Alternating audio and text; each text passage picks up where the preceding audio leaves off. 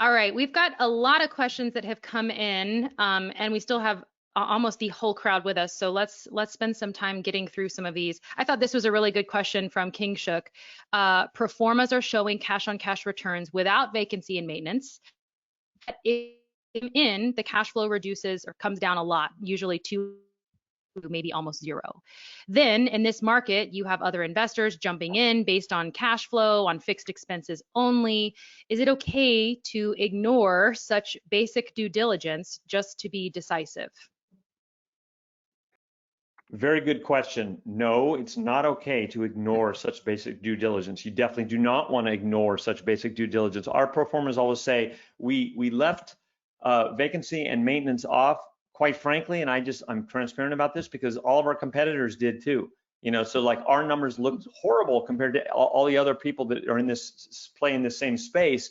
So, but what we do have on every single performer is a huge disclaimer. Well, maybe it's not huge, but a disclaimer that says budget 6 to 8% of the rent every month for vacancy and maintenance. And if you're more conservative, make that up to 10. But keep in mind, and I always like to emphasize this, and I'll shut up, but when you buy real estate, when you close on the property, you look like the biggest heel right then. That's when the numbers are the worst in most cases. Then over time, rents go up and the value of the property goes up, maybe a little down, but mainly up. And so 5 years, 10 years, 2 years, 20 years, you won't look like a heel anymore. You'll look like a genius. You know, that's not an absolute statement, but most of the time. And so to get all uptight over a little tiny bit right now is kind of being short-sighted in my view. But no, you should not ignore that. Add the 6 to 8% and make it 10 if you're more conservative. Yeah, the other thing is with brand new construction homes, maintenance is near zero. Everything's still under builder warranty. If anything goes wrong with the property, the builder has to fix it for free. So that takes away some of the risk. Right. Right. Yeah, it's always kind of bothered me when someone adds in their maintenance and vacancy overages and then is like peeved that there's zero cash flow. And I'm like, well, those are overages that are not guaranteed. Like you might not have maintenance or vacancy that month. So you've got to consider that it's still a buffer that you're creating for yourself, that you're adding into the numbers. It doesn't suddenly become an absolute just because you put it on the pro forma. Right. Exactly. Yeah, and with my personal experience of investing, I've only been investing for like 7 years now, but and I own a handful of properties, and I can honestly tell you that I've never had a property give me maintenance every month. But like Ben said, we strongly recommend have reserves set aside for maintenance. But to be fair and honest, you know, calculating that on a monthly basis is not fair. But it's good to have it just in case. But realistically, you're not going to have a vacancy and maintenance every month. If you did, it wouldn't be a good deal. I mean, I wouldn't buy it either. All right. Joe, here's a question that you maybe can relate to only because you were just in this trench, but what is your advice to do a 1031 exchange in this type of market?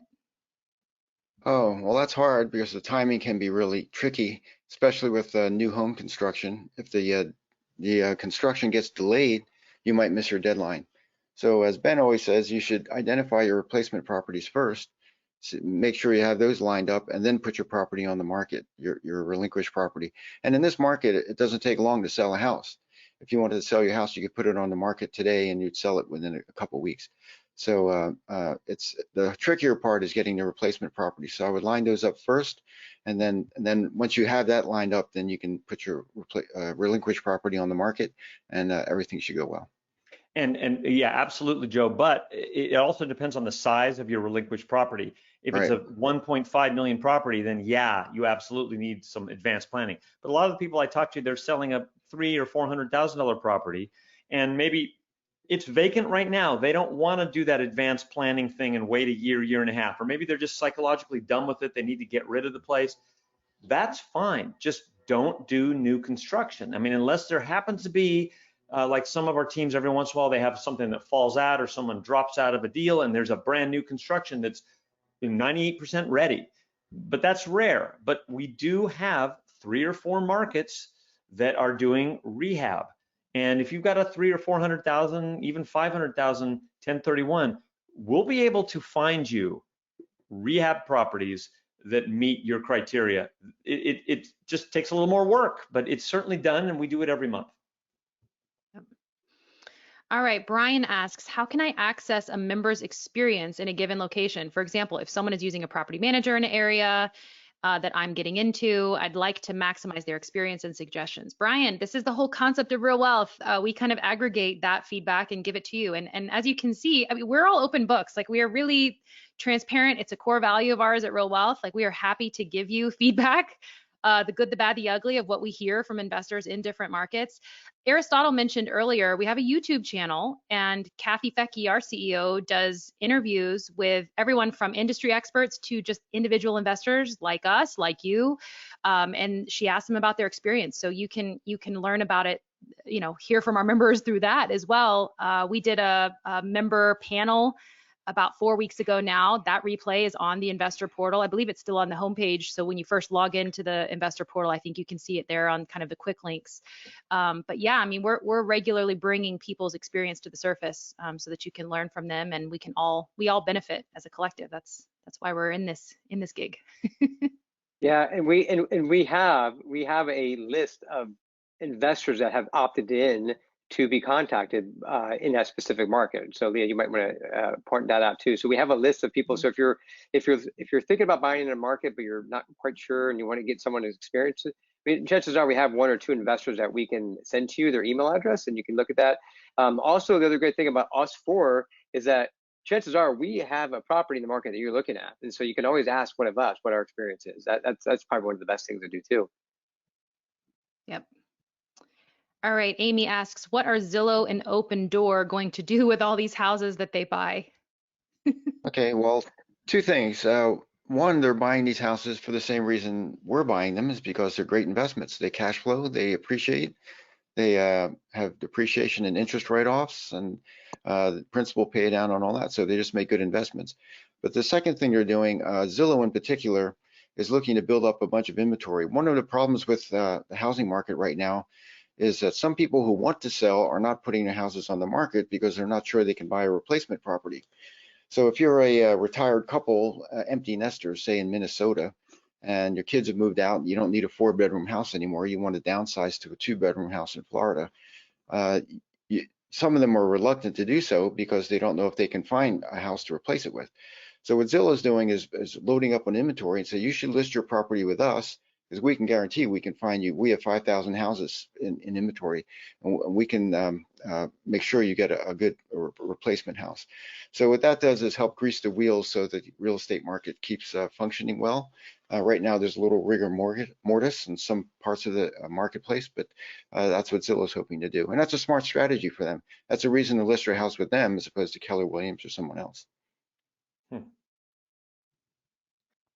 All right, Christy says, I went under contract for a duplex in Palm Coast and a quad in Ocala that is set for delivery in December or January of 2022. I went under contract in March. Do you think that they will change the sales price? Will they increase the sales price?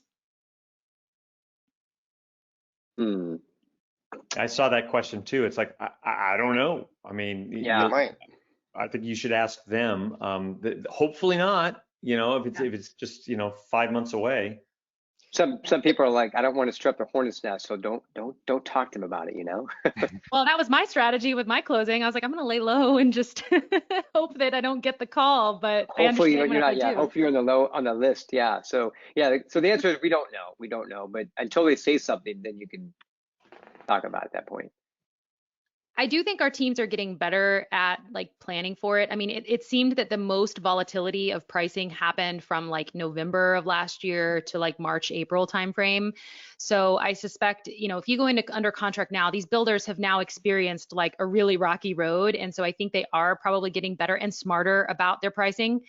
But I mean, none of them, we've been on calls with some of them and they will not say that they won't raise prices. They can't. They're like, we can't do that to ourselves. And some of them, they did close with losses for a long time and they are going, we can't, or we will go out of business, so we can't guarantee that. But even like our team in, North Carolina and Florida, they have stopped releasing properties to contract, 12 months in advance. They're basically, front loading their inventory. So you can't even contract something until it's through permitting. So they can at least like narrow the window of volatility for themselves.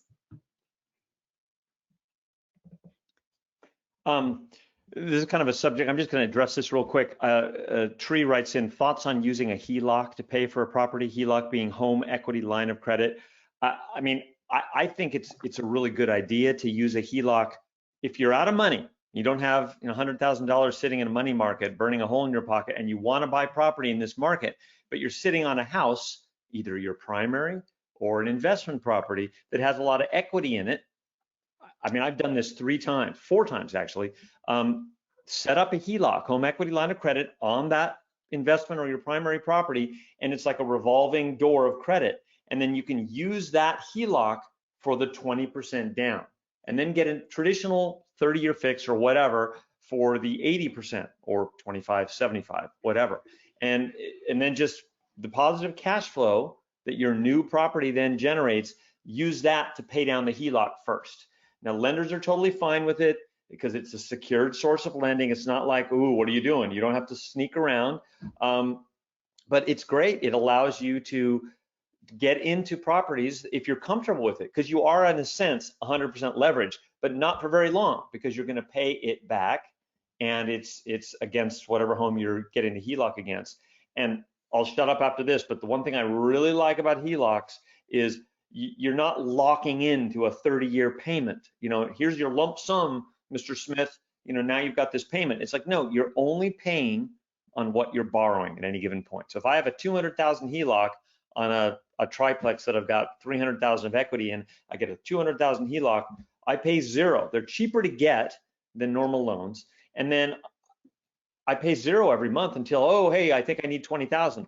So then the one HELOC that I have, whatever the balance is, you owe 1% on the first of every month. So if I have a $20,000 loan, I owe, what is that? Whatever 1% is, $200 or whatever.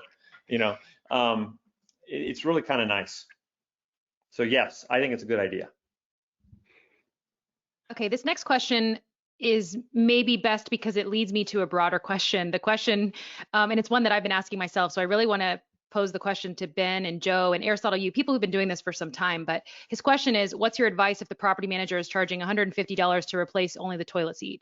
And first, let me address this question, and that is like $150 for some maintenance. You're gonna pay any plumber probably $80 just to come to your house, and then a toilet seat is $20 or $30. So I really don't think that number is like super egregious. But the broader question, and this is something I was asking myself this week because I've had a week of just like consistent maintenance requests for my properties, and some of them kind of costly. And I thought, I'm one to try to keep the big picture, know that maintenance is inevitable. You're going to have some expenses, but where do you draw the line of being too free-handed with just, approving work orders? And they're knowing when they're getting like kind of runaway crazy, and when it's just a cost of an operating cost that you should just swallow and move on with. I'll go first. So I'm the type of person that will jump on top of everything. So I'll give you an example. One of my properties recently, the management company sent me an email saying, hey, your tree needs to be trimmed. It's going to fall in the neighbor's car. It's going to create damage. I'm like, okay, well, that's pretty serious, right? So I get on top of that right away. Well, I got some other quotes. I went around and got some other quotes because that's how I am. Now I'm not going to get quotes for toilet seat, right? That's ridiculous. But I can certainly look online. We know, but I like to question everything within reason. If it's something small, I don't. If it's something small, now this toilet seat thing, which is, I hate to say, it's kind of funny to talk about it, but not funny about the price. But I would I would like to know, is that including their service fee? Because they would have to send a guy over to repair it or to replace it. And that might cost $75, right? Plus the toilet seat. So that might make more sense. So I don't know the exact, all the information, but that seems a little high priced to me. I would balance go ahead, Ben. I would call them and go, what the heck? Come on. That's ridiculous. Really? I know it's a Home Depot, they're $29 and it's 2 bolts and you're right there in town. And I have 3 properties with you. You're being unreasonable. Push back a little bit. You know, Yes. and they may not do anything about it, but at least you feel better because at least you push back. Well, That's here's right. here's where I struggle with it is like, if you have scale, if you have lots of doors, like I cannot go and like price check every toilet seat. Like I can't, you know, it's like my time capital has value to me too, you know, and it's like, I'm trying to do this in the most passive way possible. And, you know, so the example in my portfolio was like, it was a larger one. It's a fence, like the fence needs to be replaced. And the pictures arguably show like, this is a fallen down, rotten fence.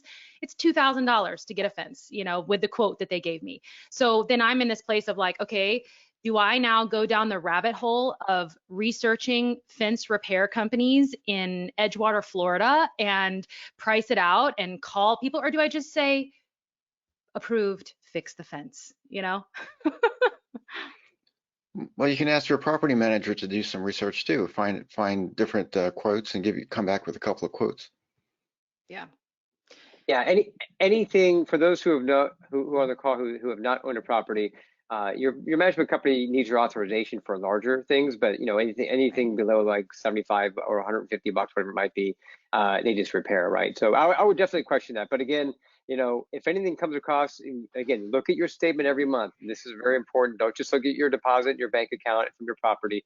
Look at the statement, and if you see something on there like a $200 golden toilet seat, you might want to question that and say, hey, that is not, like, I'm not paying for that. Like, I remember, I'll give you another quick example. I had another thing a couple of years ago when I had a turnover in a house, and they wanted to replace all the toilet seats, and they wanted to replace all the smoke detectors, all the fire extinguishers. I'm like, that's crazy.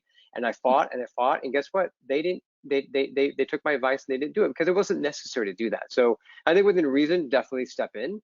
Yeah, that's all I have to say. Yep. All right, I'm going to ask this question only because it's come up twice now in this feed, and it's people want to know if, like us as investment counselors, do we invest outside of RealWealth teams, or are we only buying with RealWealth teams? Well, me personally, before working with RealWealth Network, I obviously purchased with someone else, but since I've been with the company, I've only purchased here. I haven't bought like a rehab property like that. Me too. Everything I own except for my primary, I got through RealWealth providers.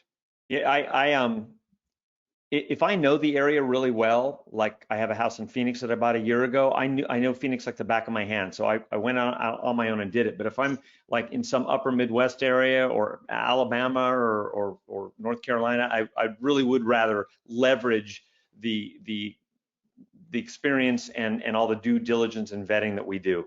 It's just, otherwise I'm just kind of, you know, firing off a gun in a dark room, hoping the target's there. I have kind of a healthy risk. So we fire into some dark rooms. But I love buying through RealWealth because it is the easy button. You know, it's just a way to go, okay, this is the mindless, like put the capital to work, you know, with a team we know. Yeah, but I mean, all of us are in these positions because we love this stuff too. So don't think that we're not like considering options elsewhere and looking at markets on our own and studying, you know, what properties are doing in different places and with different companies. I mean, we're interested in this from a sincere place as well, not just from our roles as RealWealth employees. Right. So Phoenix is one of the markets that we're not in. So if you wanted to buy there, you'd have to do it outside the network. Right. And like I bought a couple wholesale deals and like a foreclosure in St. Petersburg, which technically we do have a property team in that area, but not necessarily in that neighborhood. But I live an hour away, so I felt okay with driving up there and checking it out. But it's just the amount of work to drive there and look at the neighborhood and look at this and that and the other thing. It's just, yeah, the easy button. That's a good analogy. Yeah. All right. What else we got here? We triggered a bunch of side conversations about maintenance here. It's clearly a pain point for all of us of like how to manage that well. But yeah, I don't think we need to address any of these again, but good to know we're commiserating a little bit in a dilemma. We probably have another minute or two well, are we done? I was gonna say we're probably wrapping up pretty soon here. I'm getting to the bottom of it, unless one of you has seen a question come in that you are itching to answer or have something else you wanna elaborate on. No, I think that overall, you know, another question we always get is, have I missed the boat? No, you have not missed the boat. Look at the properties, look at how much they cash flow. Joe said earlier, the consensus is we're not at a bubble. I was saying how it's always hardest when you first buy. If something cash flows tomorrow, then there's no reason to talk yourself out of it. There's just no reason. So no, you have not missed the boat. There was a question specifically about Florida and how the prices have gone up, and oh my God, have I missed the boat? And no, you haven't. We've got 3 different providers going on 4 in Florida, some new, some rehab, and you just have to make sure that it will cash flow at the numbers when you close. And if it does, you're in good shape. Yeah, and in cases like Florida in particular, I mean, you have to go back to the fundamentals. The population of Florida is growing by 320,000 people a year. 10,000 baby boomers are retiring every day, and Florida is the #1 destination. And aside from that, Florida is a very business-friendly state, so they encourage businesses to move there and expand there.